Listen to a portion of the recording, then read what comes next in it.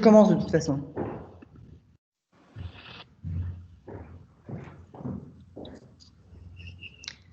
Allez, on commence?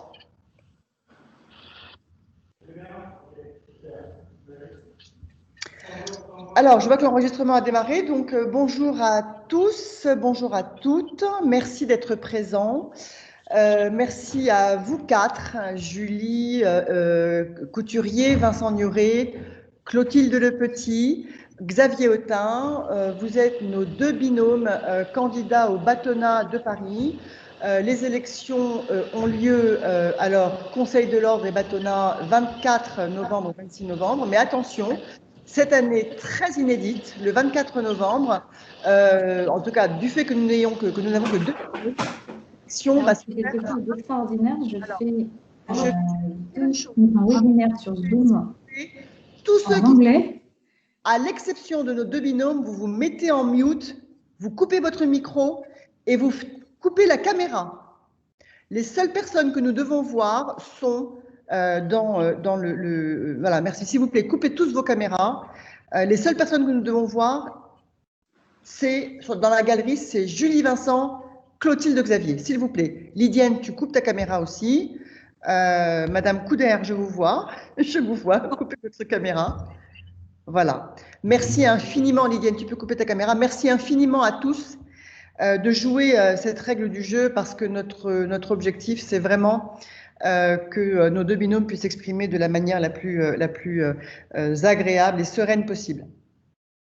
Donc, alors voilà, merci à vous quatre d'avoir accepté ce débat qui est un moment démocratique de la campagne. À mes côtés, pour animer ce débat, donc, je suis Nathalie Attias, présidente de la CE Paris, et à mes côtés, Emmanuel Rastan, vice-président de la CE. Il arrive dans 2 minutes. Il prendra le débat avec moi. Ceux qui arrivent, s'il vous plaît, coupez vos caméras et coupez vos micros, s'il vous plaît, par respect pour nos invités. Et Louis de Gauss, vice-président de la CE Paris. Alors, ce débat a été pensé pour vous laisser vous exprimer de manière assez libre et pour débattre. Nous avons exclu le format des questions-réponses fermées parce que nous pensons que les questions ouvertes ne vous permettent, en tout cas les questions fermées, pardon, ne vous permettent pas de dérouler votre pensée et votre positionnement global. Donc du coup, notre rôle à Louis de Gauss, Emmanuel Raskin et moi-même va être assez passif. Il va consister à veiller à ce que vous ayez des temps de parole équilibrés. Et je remercie à cet égard nos gardiens du temps, Guy Martinet et Laurence Dumur-Lambert, qui sont nos présidents, vice-présidents de la commission sociale de la CE. Veillez à ce que le débat se passe de la meilleure façon qui soit, mais je n'ai aucun doute, car je vous ai déjà vu tous les quatre à l'œuvre et vous donner l'exemple d'échanges qui peuvent être vifs, mais en même temps très respectueux les uns des autres, et c'est très appréciable. Et éventuellement rebondir si c'était nécessaire et pertinent. Les thèmes, eh bien, les thèmes, c'est assez simple. Ce sont ceux qui sont chers à la CE et qui sont fondamentalement nos valeurs entrepreneuriales. C'est notre programme aux élections du CNB, vous l'avez certainement lu. La CE, vous le savez, c'est un syndicat qui est axé sur la dimension entrepreneuriale de la profession d'avocat, quel que soit l'âge, quelles que soient les modalités d'exercice, quelle que soit la matière, puisque nous avons des commissions qui traitent de tous les sujets du droit et nos formations sont connues pour leur qualité, leur excellence, grâce à des confrères qui sont tous des experts dans leur matière et je veux ici saluer et les remercier. L'avocat entrepreneur, car c'est en construisant que l'on sortira de la crise. Nos 3 grands thèmes d'aujourd'hui sont donc les suivants. Je vous les présente. La relance économique des avocats, le management des cabinets d'avocats, Paris, place de droit international. Je vais passer la parole à Emmanuel Raskin qui vient d'arriver, qui est toujours prêt comme les scouts. Emmanuel, si tu peux nous rappeler les règles du jeu. Je viens d'allumer mon micro, ce qui explique peut-être la petite interférence. C'est bon, c'est bon.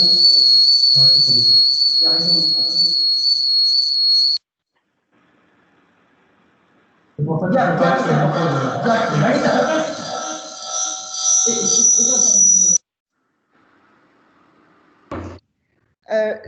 une dernière demande, s'il vous plaît. Je vois qu'il y en a qui arrivent. Éteignez vos caméras, éteignez vos micros. Je ne comprends pas pourquoi Lydienne ne le fait pas. Je lui parle, elle ne m'entend pas.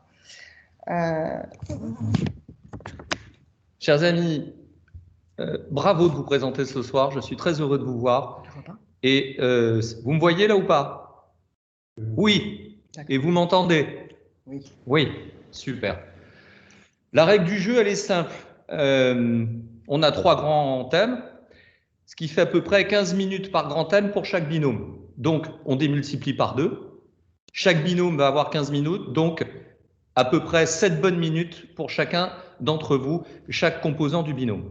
L'idée, c'est d'alterner, et pour savoir qui va commencer, on va faire un simple tirage au sort qui sera à la courte paille.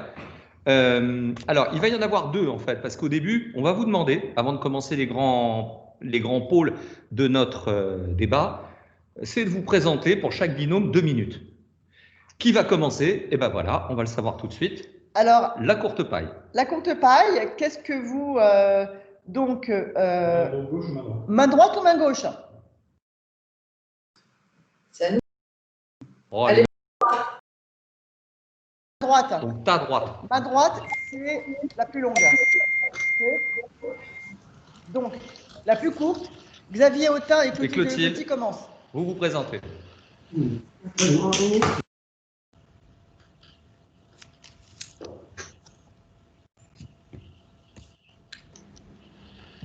Faut ouvrir votre micro. Votre micro, les amis.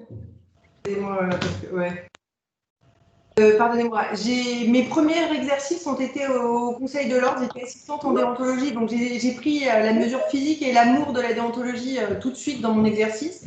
Et par ailleurs, j'ai un parcours très engagé sur la question de la place des femmes. Alors d'abord les violences faites aux femmes, les femmes dans nos quartiers, territoires oubliés de la République, et puis la place des femmes dans la profession d'avocat. J'ai été au Conseil national des barreaux, j'ai été au Conseil de l'Ordre élue, j'ai eu en charge des commissions égalité, diversité, liberté, droits de l'homme. J'ai également eu en charge la commission harcèlement et discrimination, plus précisément au Conseil de l'Ordre, tant et si bien que ce sont mes domaines d'expertise.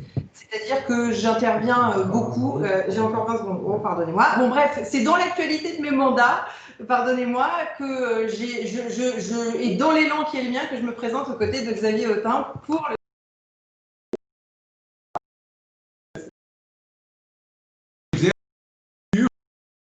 d'affaires, collaborateurs, j'exerce en contentieux depuis des années. J'ai eu la chance d'être élu au Conseil national des barreaux.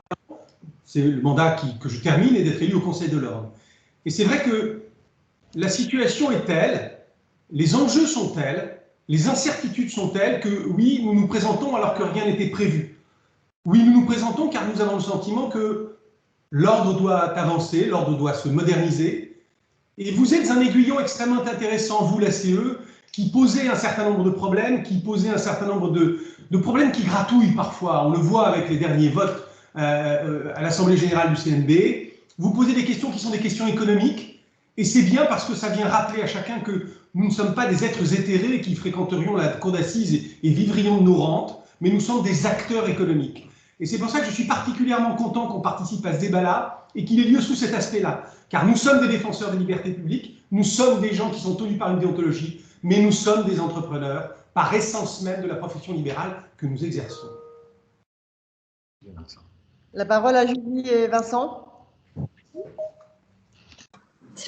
Bonjour à tous et merci à la CE de l'organisation de ce débat. Je suis Julie Couturier, j'ai 49 ans, j'ai prêté serment il y a 25 ans. J'ai d'abord exercé dans un cabinet d'affaires français qui s'appelle Fischer, Tourneau de Marsac, Sûr et Associés, dont j'ai été collaboratrice et dont je suis devenue associée. J'ai monté mon cabinet, donc l'aventure entrepreneuriale, je l'ai tentée, voilà 3 ans et demi, dans un cabinet de niche consacré aux voies d'exécution, au sein duquel j'exerce aujourd'hui avec 3 collaborateurs. Parallèlement à cela, j'ai toujours été assez engagée dans la vie du Palais, à l'Union des jeunes avocats, à droit et procédure, et à l'Ordre, au sein duquel j'ai siégé de 2009 à 2011, et où j'ai rencontré mon ami Vincent Gnoret.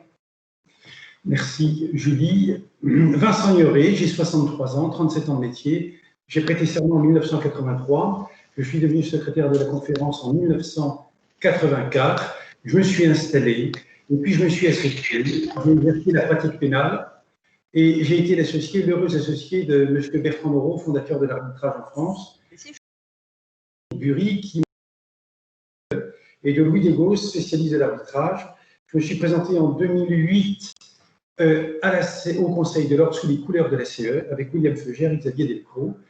Et pendant 3 ans, je me suis occupé de la question de la contestation des perquisitions, que j'ai portée ensuite au Conseil national des barreaux de mandature, donc pendant 6 ans, où grâce au CNB et au travail que nous avons fait avec David Lévy, nous avons rédigé un guide de la contestation des perquisitions et nous avons réussi à faire intégrer dans la loi la présence du bâtonnier protecteur contestataire pour toutes les perquisitions pratiquées par les autorités administratives. Le bâtonnier est là pour protéger ses confrères.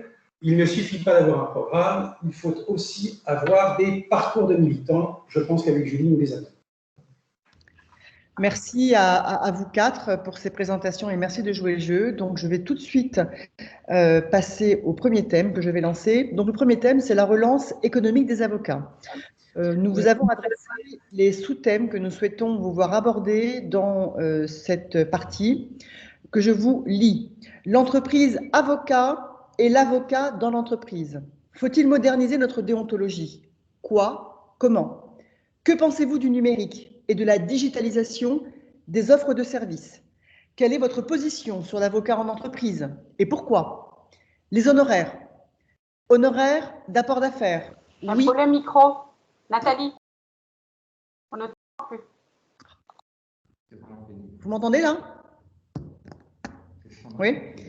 Honoraires d'apport d'affaires, oui ou non, pourquoi? Comment? Pacte de quota litis, partage d'honoraires. Faut-il aussi faire évoluer la déontologie sur ces points? La procédure de fixation d'honoraires, la réduction du taux de TVA et ou le crédit d'impôt aux particuliers, comment y parvenir? Abonnement, hotline client, relations commerciales longues et continues avec le client, nouveaux honoraires, comment améliorer la fixation? Et enfin, troisième sous-thème, avec quelle arme lutter contre nos concurrents? Publicité, communication et notation. Publicité, y a-t-il vraiment une doctrine unique? Comment s'organisera la publicité des structures interprofessionnelles? La notation des avocats, peut-on être contre? Peut-on être pour? À vous. Alors, qui commence? Qui commence? Donc, je recommence. La petite courte paille. On avait dit la petite courte paille, ok?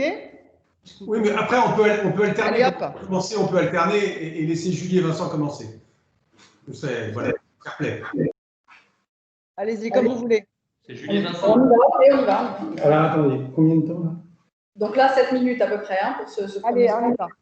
Vous avez 7 minutes chacun entre vous deux là. Ouais, merci Xavier. Bien, on y va. Allez-y. Super, parfait. Et ben on y va. On essaie de rester dans le temps. Alors, la relance économique des avocats, nous, c'est le premier thème qu'on a mis dans notre programme. On a axé sur 5 grandes thématiques, mais la première, c'est précisément la thématique économique, car nous sommes absolument convaincus que c'est celle qui traverse tout le barreau, quels que soient nos modes d'exercice. Et qu'il faut évidemment de plus en plus promouvoir, si l'on peut dire, cet avocat entrepreneur. Ça commence évidemment par la formation. J'ai pas mal changé d'avis d'ailleurs sur cette question parce que je considérais que l'avocat à l'école se projetait plutôt dans une collaboration et que toutes ces notions de l'avocat entrepreneur étaient pour lui relativement abstraites. Et j'ai changé d'avis sur ce point car je pense en réalité qu'il faut infuser dans l'esprit des jeunes avocats, dès l'école, dès la formation initiale, cette idée de l'avocat entrepreneur qui semble aujourd'hui absolument indispensable. Apprendre à un élève avocat à aller négocier un découvert bancaire, apprendre à un élève avocat des quelques notions effectivement de management, parce que même le collaborateur est un entrepreneur. Il est à la tête de sa petite entreprise, si l'on peut dire, mais l'avocat doit être non seulement un bon juriste, mais également un bon entrepreneur. Donc, l'avocat entrepreneur, ça passe par, en effet, d'abord la formation. Ça passe en effet aussi, et c'est un thème que vous évoquez, par une modernisation de la déontologie. Nous le disons à longueur de présentation, la déontologie, bien sûr, c'est notre ADN, bien sûr, c'est notre colonne vertébrale, bien sûr, c'est ce qui nous relie et c'est ce qui nous distingue des autres professionnels éventuellement concurrents, mais ça doit rester impérativement de la matière vivante puisqu'elle doit accompagner l'évolution du marché économique. Pour ça, il faut et nous sommes dans une vision assez prospective, et il faut bien le dire, assez proche de celle de la CE, puisque nous sommes favorables à la levée de l'interdiction de la rémunération de l'apport d'affaires, nous sommes favorables à la levée de l'interdiction du pacte de quotalitis, au moins dans certaines matières, puisque nous savons que dans certaines matières, l'indemnisation est automatique, notamment par exemple les infections nosocomiales, les accidents de la circulation.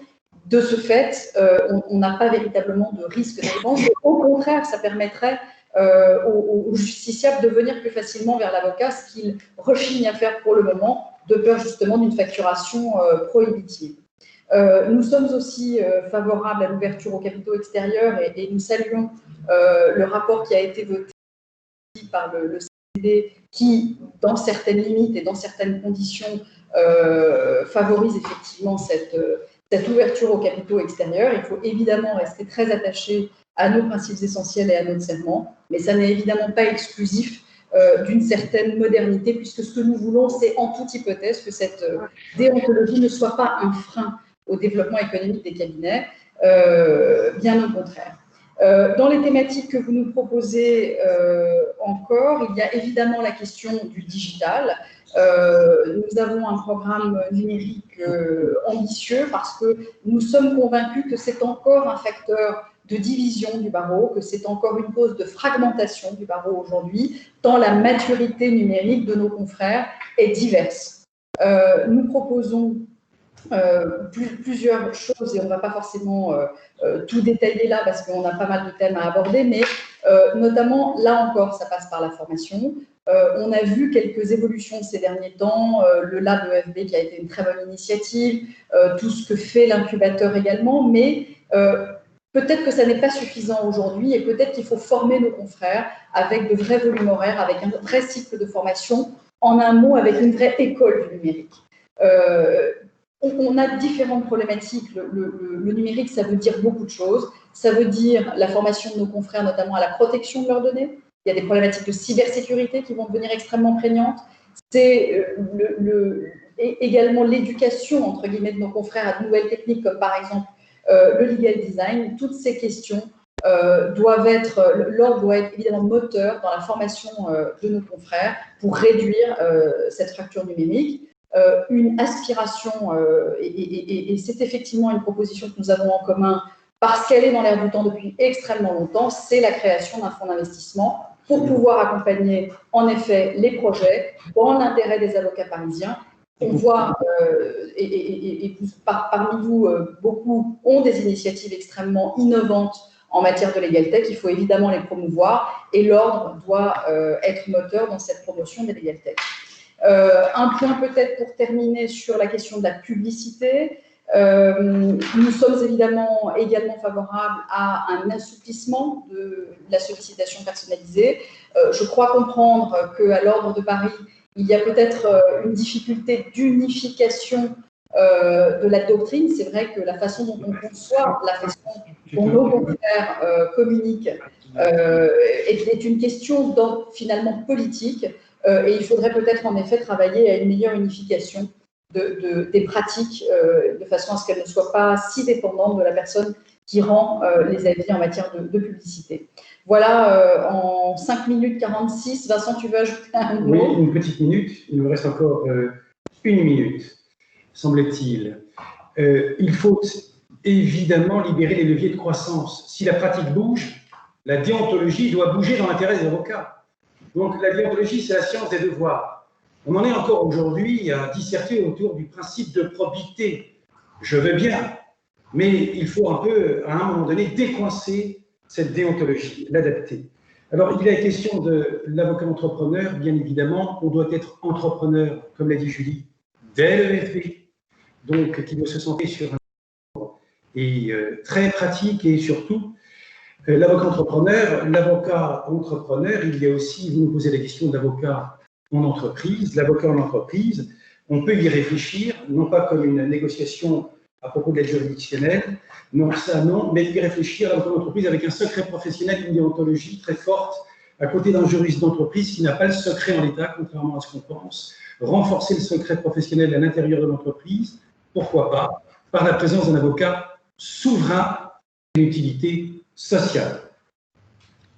Merci. Notre gardienne du temps, Laurence, on est où là au niveau du timing? On est plutôt bien, on est à 7 minutes, on peut aller jusqu'à 7 minutes 30 par intervention.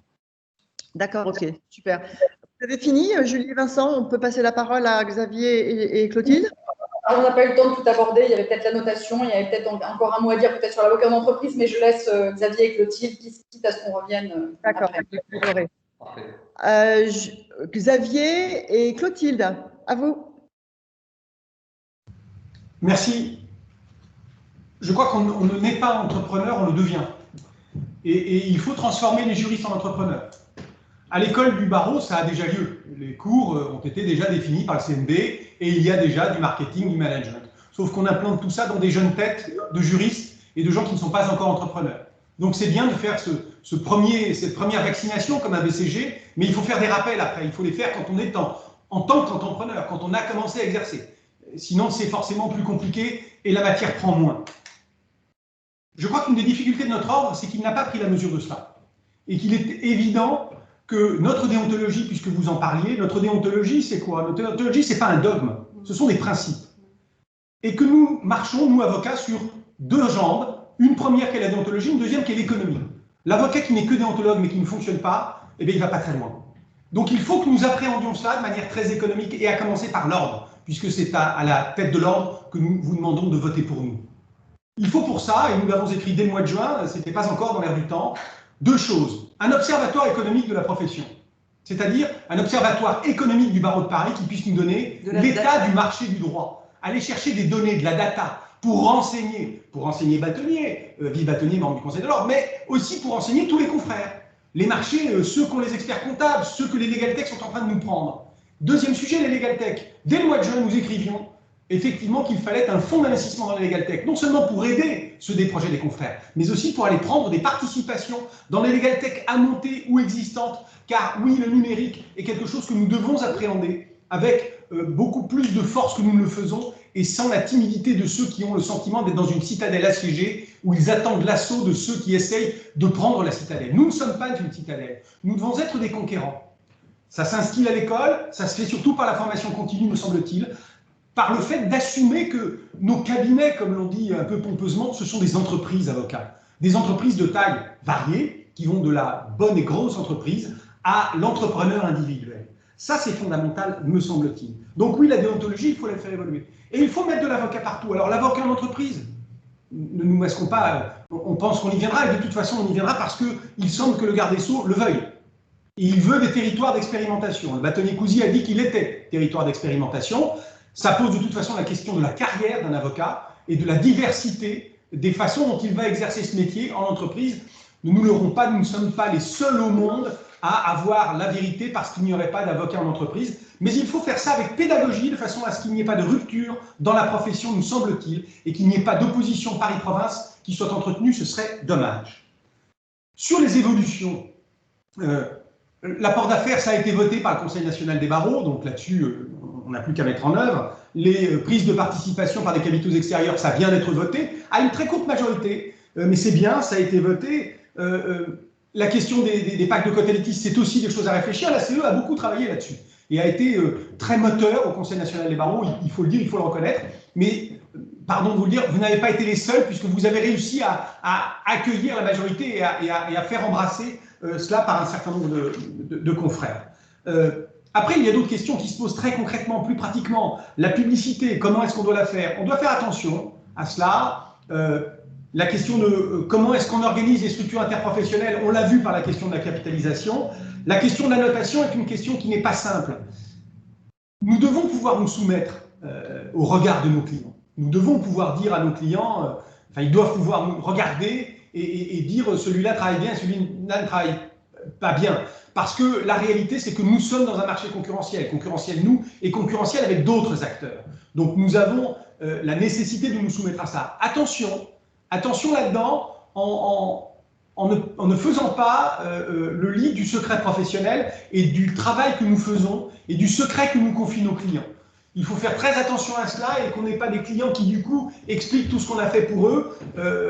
C'est un danger sur lequel je crois il faut être extrêmement attentif. Donc oui, il faut évoluer. Bien évidemment qu'on sera des entrepreneurs demain. Si on a, comme je vous l'ai dit, de la donnée, du data, on saura quels sont les marchés. Et on sait que de toute façon, en période de crise, puisque c'est votre question initiale, la relance économique, en période de crise, l'avocat, il a un avantage, c'est que même en période de crise, il y a du droit. Ce n'est pas le même droit qu'en période de croissance, mais c'est du droit. Et que notre capacité à nous adapter, car nous sommes une profession de gens qui nous adaptons, qui adaptons en fonction de la jurisprudence, nous adaptons en fonction des clients, qui nous adaptons en fonction des marchés. Ce n'est pas un gros mot que de parler de marché quand on est avocat, mais pour ça, il faut l'appréhender dans sa globalité pour pouvoir descendre du macro au micro-économique. Sinon, forcément, nous sommes hors sol et nous avons un ordre qui est à la traîne de cabinets, de structures qui, elles, sont très innovantes. L'ordre doit se mettre au niveau de cela. L'ordre doit être d'ailleurs géré comme une entreprise pour pouvoir répondre aux besoins économiques de nos confrères. J'ajouterais quelques points. Sur l'avocat en entreprise, et moi je me suis toujours posé beaucoup la question de l'égalité homme-femme et de la diversité de notre profession. Il y a une chose, c'est que jusque-là, et ça a été long à mettre en place dans les consciences, la gestion vie privée, vie professionnelle, c'était une question qui était manifestement, et c'est dommage, portée par les femmes. Or aujourd'hui, on comprend que c'est la question de tout le monde et que les mobilités de carrière, nombre de femmes ont quitté la profession douloureusement pour aller en entreprise, pour pouvoir avoir un moment où elles voulaient continuer la praticité de leur expertise, leur technicité. Elles maintenaient en plus leur réseau puisqu'elles étaient avec les 10 clients, mais après, il a été plus difficile après pour elles de retourner dans la profession. Donc probablement, sur la question de l'égalité des femmes, cette mobilité, cette non-linéarité de nos carrières, c'est véritablement une grande chance. Et d'ailleurs, c'est aussi une chance pour la jeunesse d'aujourd'hui, puisque les jeunes parents, les jeunes hommes et les jeunes femmes, la question de vie privée, vie professionnelle et la mobilité de leur carrière, c'est véritablement quelque chose d'aujourd'hui et beaucoup moins linéaire que n'étaient les générations un peu plus âgées. Donc véritablement, on est dedans. Et par ailleurs, c'est quelque chose dans lequel on est plus fort que tout le monde, nous les avocats, parce que s'il y a quelque chose qui vaut plus cher sur le marché du droit et que toutes les entreprises veulent, pardonnez-moi, c'est quand même notre secret. Voilà, c'est ce secret que les clients réclament et qui est important. J'avais autre chose à ajouter, la déontologie qui n'est justement pas dogmatique, l'indépendance des avocats, le secret professionnel, les conflits d'intérêts qui sont les 3 grandes questions de l'interprofessionnel et des sociétés d'exercice pluridisciplinaires, et bien justement, elles sont réglées, d'ailleurs dans le rapport d'Audrey Chemoulik qui vient d'être voté, mais elles ont été réglées parce que justement on n'est pas dans le dogmatisme, c'est la pratique et c'est la possibilité de regarder demain qui nous permet de penser cette déontologie et d'en faire encore et toujours notre force parce que c'est une force de vente et que cette déontologie, c'est pas pour nous pour être un vieux truc qui nous encombre, c'est au contraire toujours l'intérêt du justiciable et du client. Très bien. Merci beaucoup. Bravo aux 2 binômes parce que j'ai trouvé que vos présentations étaient vraiment assez claires et assez complètes. Je précise à Ariane Venin qui a posé la question, les 2 binômes ont répondu sur la résolution du CNB sur l'interprofessionnalité. Donc, et je dis à monsieur le bâtonnier Jean-Marie Burgueburu qui nous fait l'amitié d'être présent, que hélas on ne donne pas la parole aux invités, il n'y a que les binômes qui sont là pour parler, donc je ne pourrai pas vous donner la parole, monsieur le bâtonnier. Je passe la main à Emmanuel pour le thème suivant. Le management des cabinets d'avocats. Donc, vous avez pu lire les différentes rubriques. On va aborder dans un premier temps la collaboration libérale. Est-ce qu'on est pour ou contre l'antagonisation des patrons, des collaborateurs? Est-ce que la collaboration libérale est en fait juste un canadarail du salariat? Et j'ajouterai une petite incise, est-ce que vous voyez un problème avec l'indépendance de l'avocat et l'avocat salarié? Et puis, y a-t-il un avenir pour les cabinets individuels ou est-ce une nécessité de tous nous regrouper et quelle opinion vous avez? Et puis, deuxième groupant de cette deuxième partie, les structures d'exercice. Le management en période de crise, le télétravail, la domiciliation, qu'est-ce que vous en pensez? L'ouverture des cabinets, l'interprofessionnalité, on l'a un petit peu vu tout à l'heure, mais là, plus en détail. On va revenir sur la décision du CNB, certes, elle a été prise, mais il y en a qui ont des opinions diverses et variées. Je rappelle que cette décision a été adoptée à 53%, donc ce n'est pas une écrasante majorité, mais elle est là, et il faut en tenir compte. Et puis, enfin, qu'est-ce que vous voyez comme dimension générale sur cet aspect managérial et entrepreneur de l'avocat, quelle que soit sa taille au sein des cabinets. Je vous laisse la parole. Merci. Ouais. Xavier Clotilde. D'accord. Ah oui, pardonnez-moi. Juste, attendez, juste, il y a un petit déficit d'1 minute pour l'instant pour Julie et Vincent en temps de parole. Hein.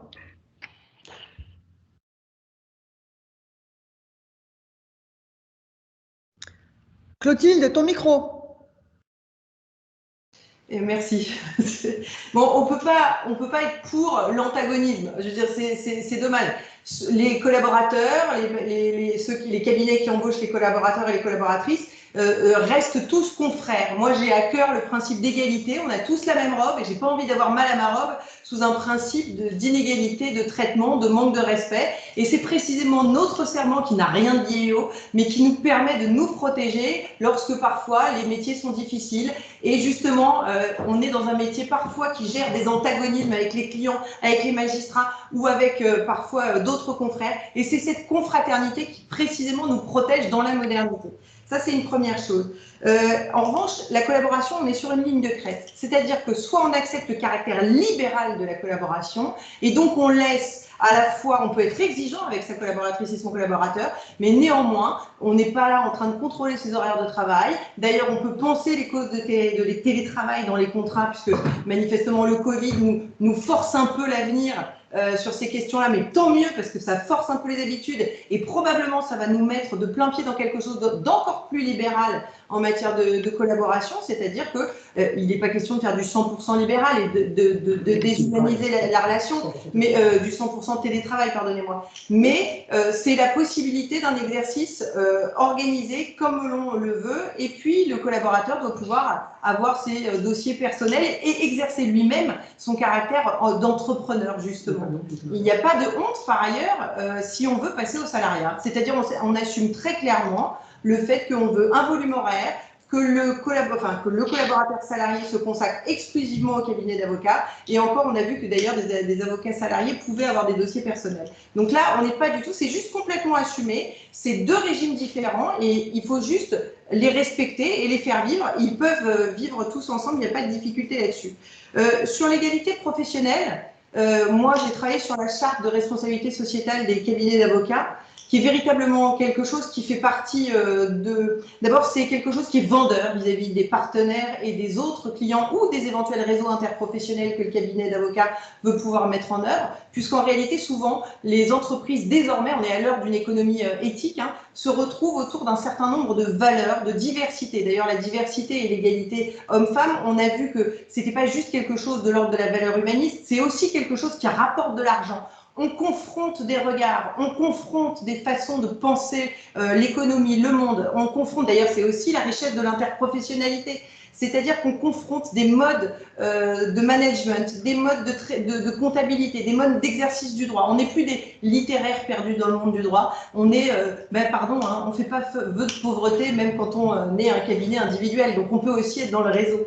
Voilà, donc la charte de responsabilité sociétale des cabinets d'avocats doit profondément vivre, en ce sens que par ailleurs elle crée quelque chose de l'ordre de l'esprit d'équipe d'un cabinet, elle crée une identité et elle est aussi un énorme outil de communication pour les cabinets. Outre le fait qu'elle fait et elle promeut des valeurs, pour peu qu'elle soit accompagnée d'un outil autodiagnostique qui n'en fasse pas qu'un panneau publicitaire sur les murs d'un cabinet, mais qui font qu'on est dans une véritable politique proactive d'égalité et de diversité. Ça, c'est une des choses que je voulais dire sur la collaboration libérale. La période de crise, elle nécessite effectivement qu'on s'interroge sur un certain nombre dans le management. On ne peut pas ne pas aborder, même si vous n'êtes pas l'UGA, on ne peut pas ne pas aborder la question de l'assurance perte de collaboration, de la charge que peut représenter pour un cabinet des collaborateurs qui sont là alors même qu'on n'a plus d'activité. Ça pose aussi la question dans le congé parentalité du reste à charge qui reste à la charge des cabinets une fois que les indemnités journalières sont payées, parce qu'il y a toujours un reste à charge. Et donc on peut se poser la question d'un certain nombre de processus assurantiels qui permettent de transférer à un tiers cette charge parce qu'elle est aléatoire et qui permet donc de couvrir. Pour ça, il faut réfléchir à des choses très mutualistes. Au-delà de ça, l'ordre est utile à quoi? L'ordre est utile parce qu'il peut nous éclairer. On nous fait manager, mais nous n'avons pas été formés à être des managers. Et on peut se poser la question d'offrir en tout cas de proposer, d'offrir le terme est impropre, de proposer des formations de management aux confrères quand ils embauchent des collaborateurs. On sait travailler seul, on sait parfois travailler en équipe, puis parfois on ne sait pas. Et je crois qu'il est important d'assumer cela, de ne pas se découvrir forcément sur le tas, parce que si on le fait sur le tas, ben on le fait peut-être moins bien que si on peut aller chercher des grandes écoles qui savent faire du management et qui vont pouvoir en formation continue, parce qu'on a parlé de la formation initiale, mais la formation continue est importante, qui vont pouvoir en formation continue faire de nous des managers qui savent théoriser et pas simplement être des managers pragmatiques. Le pragmatisme a son intérêt, il n'est pas la seule source d'apprentissage dont nous pouvons nous prévaloir. Et puis, sur les structures, je pense qu'il faudra, à un moment donné, mais c'est un long chantier, se poser la question des structures, pas simplement des structures interprofessionnelles et de l'entrée aux capitaux des cabinets d'avocats, non, non, sur la façon dont nos structures sont perçues. Je vais vous raconter une histoire. Pendant le Covid, il y a un certain nombre de cabinets qui sont des ARPI, qui sont de très bons cabinets, 30, 40 confrères, mais qui en ARPI, quand ils sont allés voir leur banquier en leur disant « Bonjour, je veux mon PGE », le banquier ignorant leur a dit « Mais vous n'avez pas de personnalité morale, c'est pas possible, je ne peux pas vous prêter d'argent ». Et donc, nous avons l'ordre à faire, ce travail didactique, à trouver des partenaires financiers qui permettront au cabinet d'aller toquer à la porte, parce que tout le monde n'a pas la force de négociation d'un cabinet de 150 avocats, et qui permettront aux structures plus petites d'avoir une oreille attentive auprès de partenaires financiers. Et pour ça, nous savons que nous avons une oreille attentive, a priori, auprès de la BNP, mais la BNP n'est pas la seule banque de la place. Donc, il faut réfléchir à ça. L'ordre est quelqu'un qui doit être un promoteur économique et aussi protecteur. Ce sont deux notions qui nous tiennent particulièrement à cœur. Merci Xavier et Clotilde. Je voulais juste quand même dire une chose, c'est que dans le programme de la CE du CNB, nous sommes également pour l'assurance, l'assurance perte collaboration. Donc on n'est pas du GIA, mais je voulais quand même le signaler. La CE porte également ce sujet. Alors, en ce qui concerne d'abord plusieurs thèmes dans ce thème-là, la collaboration libérale, l'égalité, les structures. En ce qui concerne la collaboration libérale, pour ou contre l'antagonisation patron-cabinet, évidemment que nous ne sommes pas pour l'antagonisation. Mais c'est vrai que les choses se sont un peu crispées ces dernières années et qu'on a un peu ce sentiment. On a fait un petit questionnaire l'été dernier et les réponses des collaborateurs n'ont pas été très positives. On a le sentiment que les collaborateurs se sentent moins indépendants, ne parviennent pas à développer leur clientèle personnelle et parfois même ne parviennent pas à vivre décemment de leur rétrocession d'honoraires. Il faut donc remettre un peu tous les sujets sur la table et retrouver un dialogue. En effet, il n'y a pas de collaborateurs sans cabinet pour les embaucher, il n'y a pas de cabinet qui fonctionne sans les collaborateurs, et potentiellement, les collaborateurs sont de futurs patrons et les patrons sont d'anciens collaborateurs. Donc, de toute façon, on a évidemment intérêt à s'entendre, chacun étant à sa place, et c'est vrai que c'est une des raisons pour lesquelles nous souhaitons mettre en place des chantiers de la collaboration, c'est-à-dire un rendez-vous régulier organisé par le barreau. Par parenthèse, ça pose la question aussi un peu de la continuité de l'action de l'ordre, qui est un peu un problème récurrent que nous connaissons. Ces chantiers de la collaboration auraient justement l'avantage d'être un lieu de rencontre entre les cabinets et les collaborateurs pour mettre sur la table de façon régulière toutes les problématiques qui se posent et qui sont évolutives. Il y a quelques années, on ne parlait pas encore en effet de l'assurance perte de collaboration. Il y a quelques années, on ne parlait pas du télétravail. Aujourd'hui, on est au cœur du réacteur. Sur ce télétravail, peut-être un mot. Qui est d'ailleurs, on n'a pas tout à fait la même opinion avec nos compétiteurs là-dessus. Nous, on est adeptes d'une certaine souplesse, c'est-à-dire que nous pensons d'abord que nous manquons de recul. La question se pose depuis maintenant quelques mois. On voit d'ailleurs que les réactions et des cabinets et des collaborateurs ont varié entre le premier confinement et le deuxième confinement, avec une volonté d'un certain nombre de collaborateurs de revenir un peu quand même au cabinet au moins 1 ou 2 jours par semaine pour rester dans un lien de travail, et puis parce que tout le monde n'est pas dans les mêmes conditions de travail et que parfois il est difficile d'être chez soi avec de jeunes enfants, etc. Donc, nous estimons qu'il faut avoir un peu plus de recul sur ces pratiques-là, même si nous sommes convaincus que cette crise, évidemment, va changer les pratiques et va rendre plus facile de nouvelles modalités d'exercice. Ça aura aussi un impact, je pense, assez général et assez structurel sur nos façons de travailler, et notamment sur les problématiques de domiciliation. C'est vrai qu'aujourd'hui, on a encore un certain nombre de rigidités, que ces rigidités-là aussi, il va falloir les lever, nous en sommes convaincus, et là aussi, l'ordre devra être peut-être un peu plus ouvert, un peu plus prospectif qu'il ne l'est aujourd'hui, évidemment en prenant les assurances qu'il faut pour que notre déontologie soit respectée et que notamment la confidentialité, que le secret professionnel soit évidemment respecté. Sur la question de l'égalité, justement, ça permet de faire la transition avec la collaboration. En ce qui concerne l'égalité, il y a un facteur, selon nous, d'égalité, c'est l'effectivité du congé parentalité. C'est vrai qu'on a tous été les uns et les autres un peu réticents avec ce congé paternité, mais qu'il faut que les mœurs, il faut que les mentalités changent là-dessus. C'est d'ailleurs dans l'air du temps, le Sénat a voté au plan national un congé paternité à 28 jours, qui est d'ailleurs la durée qu'offre le barreau de Paris, puisque Paris est à 1 mois et le CNB à 11 jours. Donc j'imagine que tout ça va aller dans ce sens-là. Là encore, si on peut éviter la contrainte, ce serait une bonne chose.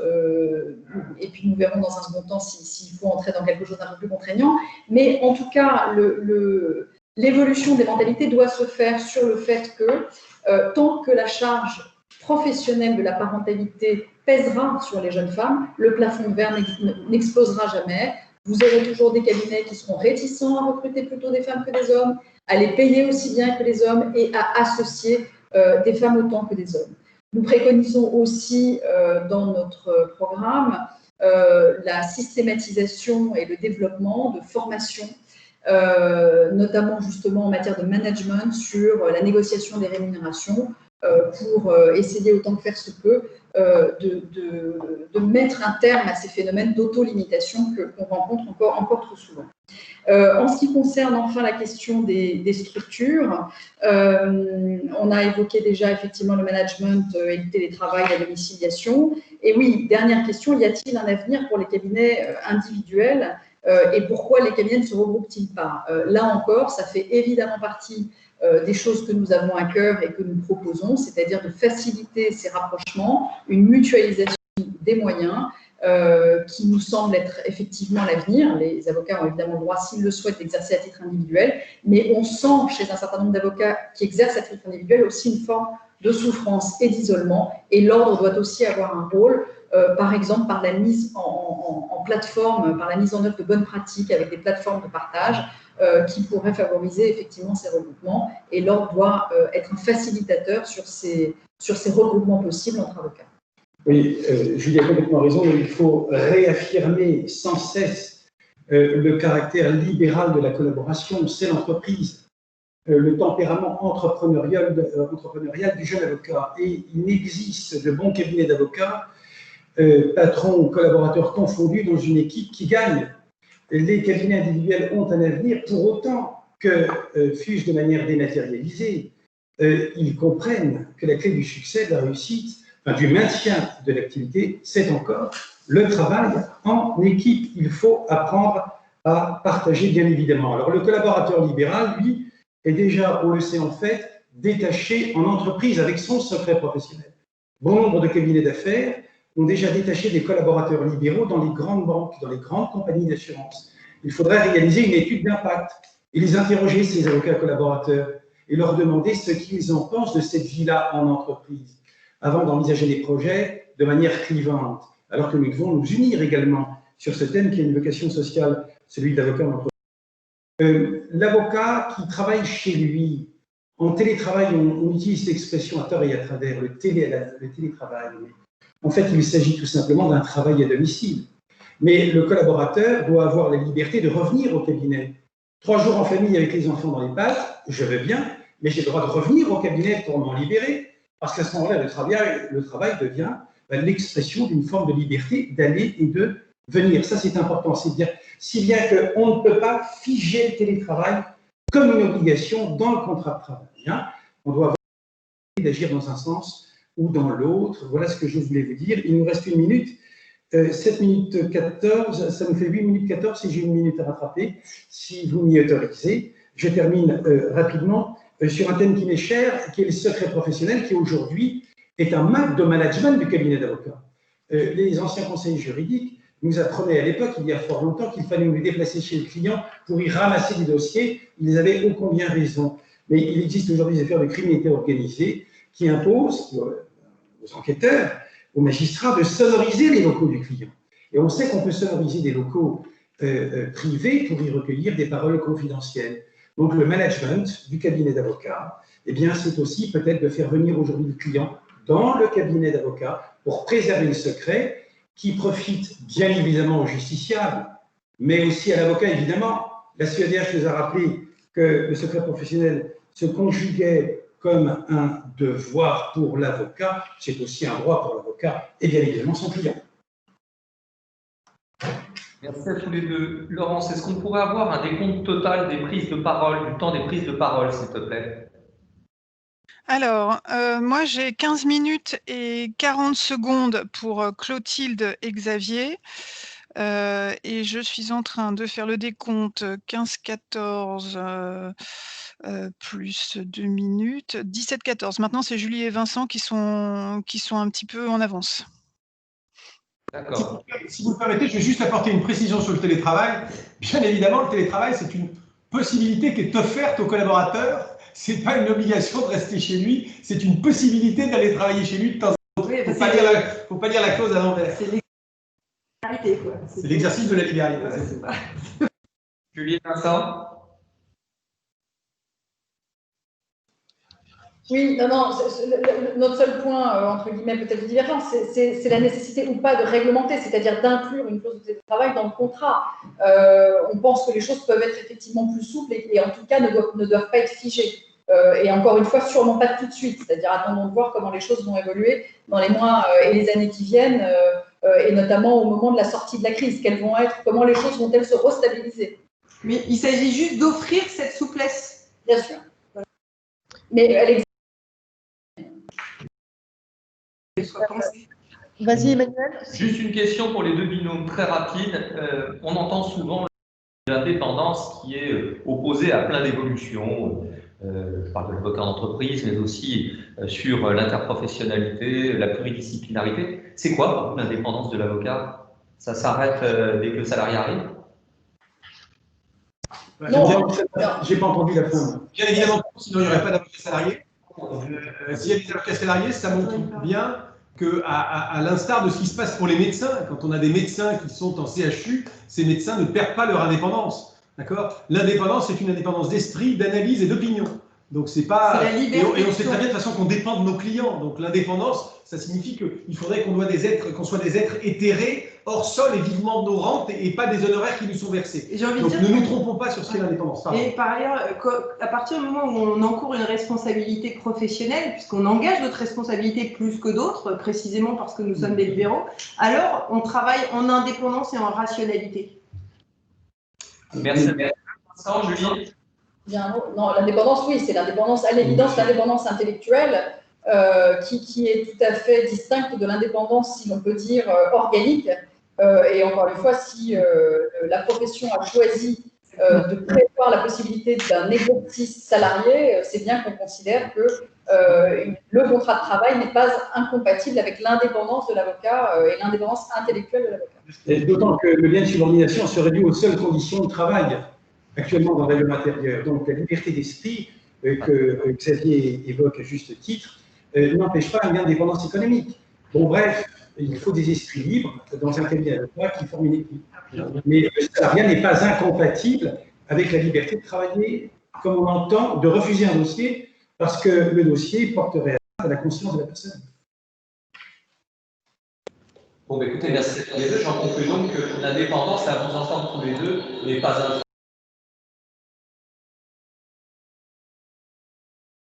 Non, je l'avais éteint. Vous m'avez entendu ou pas? Vas-y, recommence, ça a coupé. Je dis merci à tous les deux, aux deux binômes, et avec ce que vous nous avez dit sur l'indépendance, nous en concluons que ce n'est pas un frein à l'avocat en entreprise, en tout cas d'après vos propos.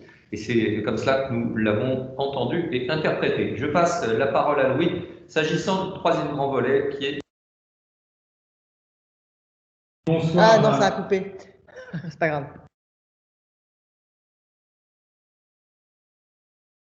On ne t'entend pas. J'ai éteint mon micro, c'est pour ça. Je l'ouvre, voilà, pardon, excusez-nous. Merci. Là, ça devrait aller, là.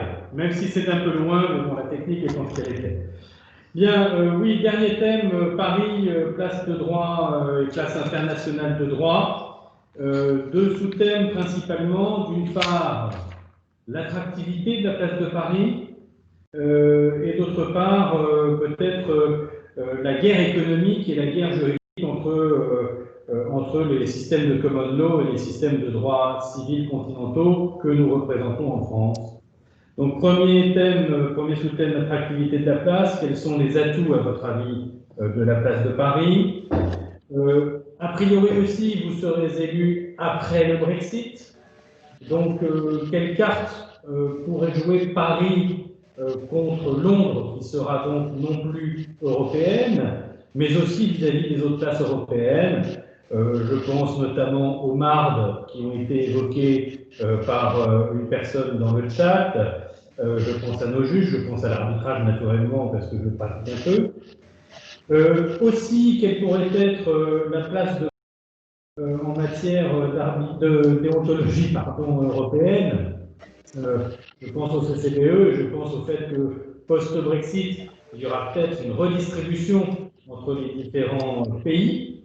Et puis le deuxième sous-thème, c'est donc le droit de common law versus le droit civil continental. Qu'est-ce qu'il faut faire? Est-ce qu'il faut se combattre? Est-ce qu'il faut laisser faire? Cela nous fait penser aussi aux questions qui se posent actuellement entre le secret professionnel et le legal privilege. Là aussi, deux systèmes de pensée. Et puis une dernière question qui touche beaucoup l'international, mais de plus en plus tous les confrères, sur ce qu'on appelle la conformité, la compliance, et les enquêtes internes qui, il est vrai, nous venaient des États-Unis et qui sont maintenant développées. Est-ce que c'est un travail pour l'avocat? Voilà, je crois que c'est à Julie et Vincent de commencer, puis Xavier et Clotilde. C'est bon, on est ouvert. Ok, merci Louis. Alors oui, Paris Place de droit international, c'est un thème extrêmement important parce que le barreau international et le barreau d'affaires international représentent une force économique absolument colossale au barreau de Paris. Une cinquantaine de structures qui sont d'ailleurs, tu évoquais le Brexit, impactées ou non par le Brexit, 3000 avocats parisiens inscrits à un barreau étranger. Et surtout un chiffre d'affaires tout à fait colossal de 2 milliards d'euros qui est réalisé. C'est une force économique, je l'ai dit, absolument colossale à partir du moment où ces cabinets sont une force aussi d'embauche. On parlait des collaborateurs, donc une force effectivement d'embauche tout à fait considérable. Et ces cabinets absorbent quasiment la moitié des stagiaires élèves avocats. Donc c'est tout à fait considérable et c'est un atout absolument majeur. On le sait aussi, Paris est une place d'arbitrage extrêmement importante. On a un écosystème juridique attractif qui fait Paris. Donc, aux côtés de ces cabinets, pour les aider à développer leurs activités.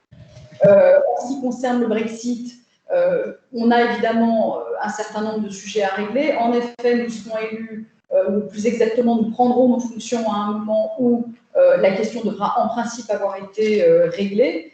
Nous espérons dans le bon sens, même si nous avons bon espoir que notamment la situation des LLP soit stabilisée. On sait que reste encore la question des personnes physiques qui, aux dernières nouvelles, ne l'étaient pas. Donc, il faut que les choses évoluent dans le bon sens, mais à partir du moment où nous nous séparons de Londres, il faut effectivement que Paris soit une place internationale et devienne effectivement un hub européen important et véritablement attractif pour nos confrères et surtout pour nos clients.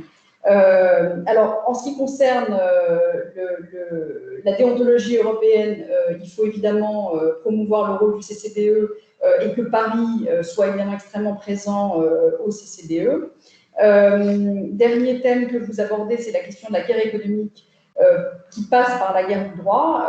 Droit civil continental et common law, est-ce qu'il faut se défendre ou laisser faire? Il faut évidemment être dans une démarche de promotion du droit continental. On doit à cet égard s'adresser beaucoup à nos confrères qui ont un double exercice et qui sont vraiment des promoteurs de ce droit continental partout dans le monde. On a à Paris On organise jeudi avec eux un webinaire de quasiment 2000 confrères qui exercent et qui ont une double appartenance à la fois au barreau de Paris et à la fois qui ont un pied dans un autre pays et qui, comme ça, contribuent à la promotion de ce droit continental et de la place de Paris et du rayonnement, effectivement, du barreau de Paris. Secret professionnel ou legal privilege, on en a un petit peu parlé à travers la question de l'avocat en entreprise.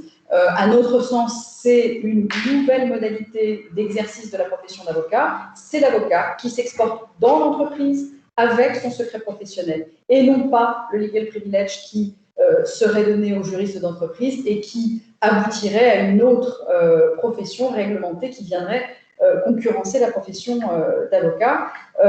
Compliance et enquête interne à travailler pour l'avocat, oui, bien sûr, ça fait partie des nouveaux marchés de l'avocat, mais peut-être que Vincent peut vous en dire un mot. Ça a aussi des implications d'ailleurs sur les questions déontologiques et sur les questions de secret. Oui, merci Julie. Non, je voudrais réaffirmer ce que vient de dire Julie. Il est évident qu'il faut aider les grands cabinets internationaux, bien sûr, qui absorbent, comme disait Julie, 800 stagiaires par an, élèves de l'EFP, qui sont 800 petits entrepreneurs avec une culture d'entreprise et qui iront travailler en équipe dans ces grands cabinets et qui représentent un chiffre d'affaires, en tout cas ceux de Paris, d'à peu près 800 millions d'euros, c'est énorme, payent des cotisations. Donc, l'ordre a besoin de ces cabinets et qui ont besoin de l'ordre aussi, parfois dans des circonstances difficiles, où il faut protéger l'arbitrage, puisqu'on parlait d'arbitrage, l'arbitrage international est pratiqué dans ces grands cabinets, lorsque, de temps en temps, l'arbitrage est attaqué sur un plan judiciaire par l'autorité judiciaire.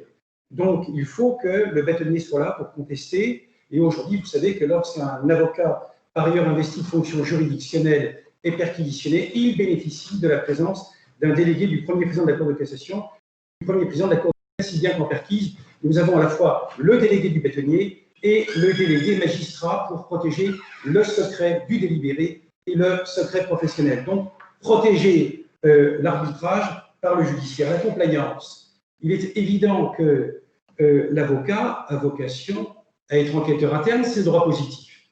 Alors se pose la question de l'étendue du secret professionnel. C'est un avocat qui doit faire extrêmement attention lorsqu'il entend des personnes, lorsqu'il découvre des faits, lorsqu'il fait remonter l'information au client, lorsqu'il dépose son rapport, qui reste couvert par le secret jusqu'à son dépôt, quand bien même le client pourrait en faire un usage officiel, on sait que le client n'est pas tenu, l'entreprise, au secret professionnel. Attention à ce que l'avocat récolte, car le secret professionnel est susceptible d'être attaqué lorsqu'à un moment donné, ou révélé, les informations secrètes révélées, lorsque, par exemple, la relation entre l'avocat enquêteur interne et le client se détériore à l'occasion, par exemple, du règlement de ses honoraires. Est-ce que la décision qui sera rendue sur les honoraires sera ensuite publiée? Est-ce que le procureur de la République ou le parquet national financier a vocation à, comment dirais-je, s'intéresser aux faits qui ont été tranchés? Les avocats seront-ils ensuite convoqués? Bref, si tel devait être le cas, ça n'est jamais arrivé, eh bien, le bâtonnier sera là, le vice-bâtonnier sera là, les membres du conseil délégué, pour faire respecter le secret professionnel. En cette circonstance, vous pourrez intégrer le secret professionnel dans la Constitution. Il faudra toujours un bâtonnier qui résiste, qui cassagne pour faire respecter le secret professionnel. Mais au quotidien, c'est notre rôle. Alors, là, en entreprise, j'ai encore 30 secondes, 15 secondes, 10 secondes, l'avocat en entreprise avec un secret professionnel fort, là où le juriste d'entreprise ne l'a pas, le juriste sera protégé par l'avocat en entreprise, donc par son secret professionnel d'ordre public. Merci beaucoup. Je vais tout de suite donner la parole à Xavier et à Clotilde qui ont un déficit de 3 minutes. Et donc, vous avez 9 minutes, voilà, si vous en avez le temps naturellement, pour vous exprimer sur ces questions de Paris, place internationale du droit. Alors, oula, il y a du bruit qui grince, mais... il y a une porte qu'on peut fermer, je pense, chez Vincent. Paris, place internationale de droit. Paris est déjà une place internationale de droit. Paris est la première place d'arbitrage au monde. C'est une réalité, et non seulement avec la CCI, mais aussi avec les chambres internationales de la Cour d'appel, qui sont un atout majeur. Paris peut encore faire mieux. Paris peut encore faire mieux par différents moyens. d'abord en attirant la juridiction des brevets. Je vous rappelle qu'aujourd'hui, cette juridiction des brevets est partagée entre Munich, Paris et l'Angleterre, et que Brexit aidant, pour le coup, c'était une bonne nouvelle pour nous là-dessus, la juridiction anglaise, elle doit venir, et elle doit venir soit aux Pays-Bas, soit en Italie, soit en Allemagne, soit chez nous. Donc faisons tout ce qu'il est nécessaire pour pouvoir montrer que nous savons, nous adapter à ces juridictions internationales, parce que nous en avons déjà certaines.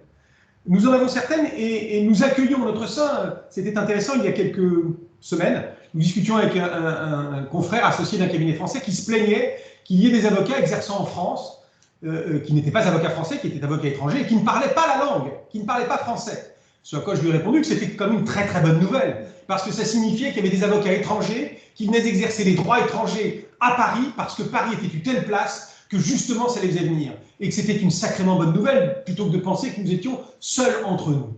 Donc ça, c'est un côté institutionnel, oui, il faut développer ça, parce que c'est important, et Paris peut prétendre être la première place juridique du monde, et pas simplement en arbitrage, mais sur d'autres matières. Comment est-ce qu'on le fait concrètement? On le fait en préservant l'exercice de ceux qui seront impactés par le Brexit, parce qu'ils le seront, et donc il faut en faire en sorte qu'ils le soient le moins possible. Nous savons qu'il n'y a que 42 LLP en France, et que ces 42 LLP sont toutes à Paris. Donc nous savons que Paris est la place, le barreau qui sera le plus impacté par cela. Un rapport a été rendu au CNB qui vient très au soutien, qui vient enlever certaines questions comme la réciprocité, comme l'arbitrage, du bâtonnier de rattachement d'origine, de la structure. Donc tout ça est nettoyé et permet aux confrères de se dire tiens, on va pouvoir continuer à travailler. Mais attention, rien n'est fait puisque un décret avait été rendu avant l'échéance du premier Brexit prévu. Cette échéance n'a pas eu lieu et donc on reste dans une situation d'incertitude. Donc il faut que nos institutions, et je ne parle pas là que du barreau de Paris, mais même du CNB, doivent être extrêmement vigilantes sur le sort qui va être fait à des milliers de confrères. Les confrères impactés qui travaillent dans les cabinets anglo-saxons, c'est 4800, 5000 confrères. Dans des cabinets anglais, c'est 2800, 3000 confrères. C'est-à-dire un nombre très important de confrères. Un nombre de confrères qui travaillent dans des entreprises très dynamiques. Les entreprises, alors je peux dire cabinet d'avocats, mais des entreprises avocats très dynamiques, très innovantes, très intéressantes, et qui sont ceux qui attirent vers nous un certain nombre de contentieux, de talents. Donc il faut les faire venir, oui.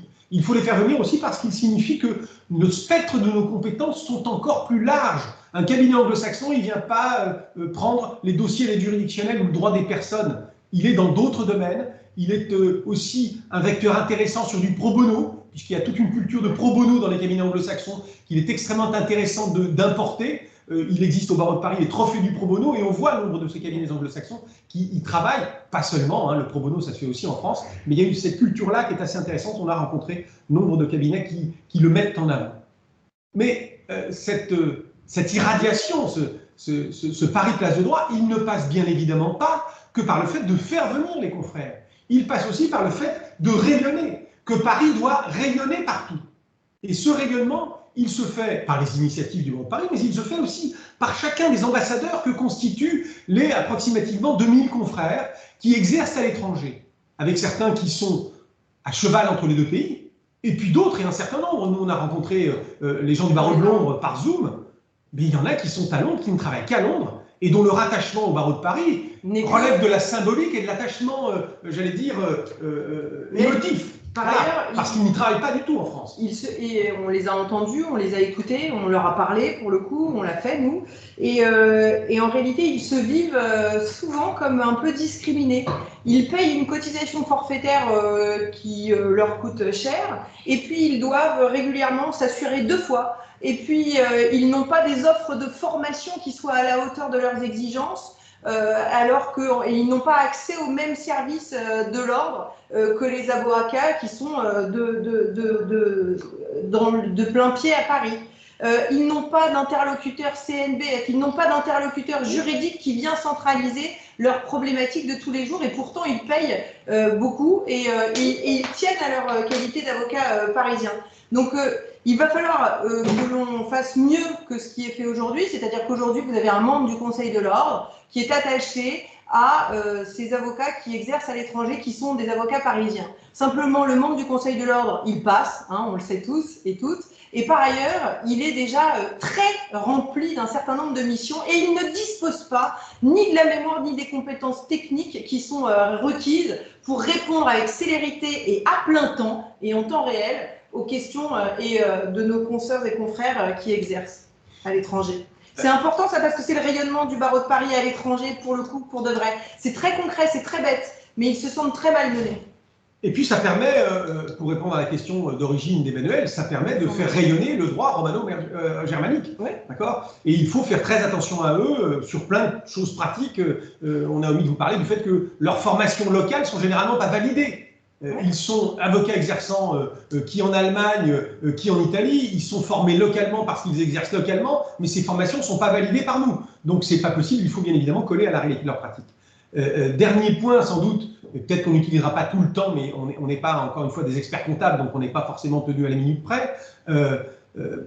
Les enquêtes internes. Les enquêtes internes, le CNB a voté un rapport extrêmement bien fait, extrêmement bien conçu, vaste, qui est le fruit d'un travail prospectif qui s'est fait d'ailleurs conjointement au CNB Barreau de Paris et qui vient bien cadrer notre place dans les enquêtes internes. C'est un marché dont on s'est beaucoup saisi déjà, beaucoup de confrères l'ont fait. Mais il faut faire attention parce que c'est aussi un marché sur lequel nous sommes en concurrence avec un certain nombre d'autres intervenants. Et il faut montrer nos spécificités. Et bien évidemment, le secret doit être protégé dans ce cadre-là. Mais notre secret ne doit pas être un obstacle avec une lecture trop restrictive. Parce que si on lit notre secret partout et que tout ce qu'on fait, ce qu'on émet et tout ce qu'on partage avec le client est soumis au secret, c'est très bien. Mais les enquêtes internes sont difficiles à réaliser. Elles sous-entendent déjà un certain nombre de questions en termes de conflit d'intérêts. Est-ce qu'on peut être l'enquêteur qui sera ensuite à défendre la société? Est-ce qu'on peut être l'avocat traditionnel de la société puis être son enquêteur à cette occasion-là? Comment est-ce que l'on doit faire pour interpeller ceux qui vont être enquêtés, les salariés qui vont être entendus? Comment faire valoir leurs droits? Bref, ce rapport est un atelier qui a eu lieu au grand atelier du CNB il y a 15 jours et que j'avais eu la chance de co-animer, ont posé toutes ces questions-là, montrent que ce marché est un marché qui doit nous appartenir. Il nous appartiendra peut-être pas seul parce que ça ne se décrète pas, mais nos compétences, nos qualités, nos forces de travail fait que c'est un marché sur lequel nous pouvons être très largement dominants parce que nous savons faire un certain nombre de choses, nous offrons des garanties et une fois encore, les deux jambes que sont l'économie et la déontologie, lorsqu'elles marchent ensemble, font de nous des acteurs très conquérants du monde économique et du droit de manière générale. Bravo. Laurence, on en est où du temps? Il leur reste 2 minutes et 20 secondes de plus. Est-ce que vous voulez l'utiliser, Clotilde et Xavier, ne serait-ce que peut-être pour conclure sur toutes ces thématiques de l'avocat entrepreneur? Nous, on l'a dit, on l'a même écrit, je disais dans un article dans les Échos en juin. L'article dans les Échos, ce qui était notre premier acte de campagne, disait « La relance passera par les avocats ». C'était ça le titre de notre tribune. Donc, alors même qu'il n'y avait pas de deuxième confinement, qu'on pensait qu'on était un peu peut-être sorti du Covid, en tout cas, on était dans une incertitude, nous sommes conscients de cela. J'ai créé 2 cabinets, j'en ai rejoint un 3e, je me suis installé à mon compte. C'est la vie qu'on peut avoir. Mais attention, parce que cette vie, je crois qu'elle est plus variée. Et je crois qu'il y a des gens qui seront collaborateurs toute leur vie. Je crois qu'il y a des gens qui auront cet investissement libéral en étant collaborateurs. Et cela, si on est de bons entrepreneurs, il faut aussi qu'on les assimile. Il faut aussi qu'on les intéresse. Il faut aussi qu'on en fasse des acteurs du développement économique des cabinets. Et pas simplement des espèces de collaborateurs passifs. Ça passe par là, l'entrepreneuriat. Ça passe par un apprentissage qui fait que quand vous intéressez, moi j'ai intéressé la plus doyenne de mes collaboratrices au chiffre d'affaires. Parce que comme ça, elle est encore plus impliquée. Elle l'était déjà très largement parce que c'est une femme géniale. Mais voilà, ça participe de ça. Donc il ne faut pas non plus faire attention à ce qu'on n'ait pas une dissociation entrepreneur-collaborateur. Le collaborateur, c'est un entrepreneur en puissance. Il nous appartient à nous aussi de les amener là. Il appartient à l'ordre de participer à cela. En offrant des choses, en proposant des choses, en étant au soutien, en étant un ordre promoteur, autant qu'il est protecteur. Julie Vincent, vous voulez conclure, mais vraiment 1 minute, parce que on a déjà dépassé le temps. Non, je crois qu'on a à peu près fait le tour de l'ensemble des questions. Nous, on est vraiment sur, entre guillemets, tous les pieds, si je puis dire, de l'avocat et le pied à la fois social et économique. mais avec aujourd'hui une vraie conscience qu'on traverse une crise, que la situation économique de nos confrères est dégradée et que l'ordre doit évidemment être à leur côté pour les aider à se relancer et accompagner tous les avocats, quel que soit leur mode d'exercice, pour surmonter cette crise économique et aujourd'hui se développer avec en effet cet état d'esprit qui est celui de l'ouverture et du pragmatisme. Voilà, c'est vraiment ce qui, je pense, nous caractérise. Et un dernier mot, on ne laissera aucun avocat en difficulté sur le bas-côté de la route. D'accord. Bon, en tout cas, on voulait vous remercier tous les trois. On a été assez impressionnés par, tous les trois présents, assez impressionnés par la qualité de vos interventions à tous les quatre. Je voulais vous remercier pour la clarté, la précision de vos interventions. Vous remercier et peut-être remercier cette campagne parce qu'elle a permis à nos deux binômes, peut-être qu'ils l'avaient déjà, mais en tout cas, ils l'ont exprimé clairement, d'avoir pris conscience de la dimension entrepreneuriale de notre profession. Et de ce point de vue, on a le sentiment tous les trois, ACE Paris et ACE National, que vous êtes positionnés sur cette thématique qui nous est très chère. Parce qu'en effet, nous pensons que c'est en aidant les cabinets et la profession d'avocat qu'on va arriver, en tout cas la faire évoluer, qu'on va arriver à aider les confrères. Je termine simplement en disant et en vous rappelant à tous que le 24 novembre, il faut voter, quel que soit le binôme que vous allez choisir. Et là, ce soir, vous avez eu de très très bons arguments de part et d'autre pour faire votre choix. Vous aurez un choix éclairé. Mais en tout cas, vous devez voter. Et attention, l'élection au bâtonnat cette année va se faire à un tour. Donc, vous devez être très mobilisés dès le premier tour, s'il vous plaît. Votez et faites voter autour de vous. Et n'oubliez pas de voter également pour nos candidats au Conseil de l'Ordre et pour notre liste au CNB, élection qui se déroulera également le 24 novembre. Merci à tous. Au revoir. Merci beaucoup. Au revoir.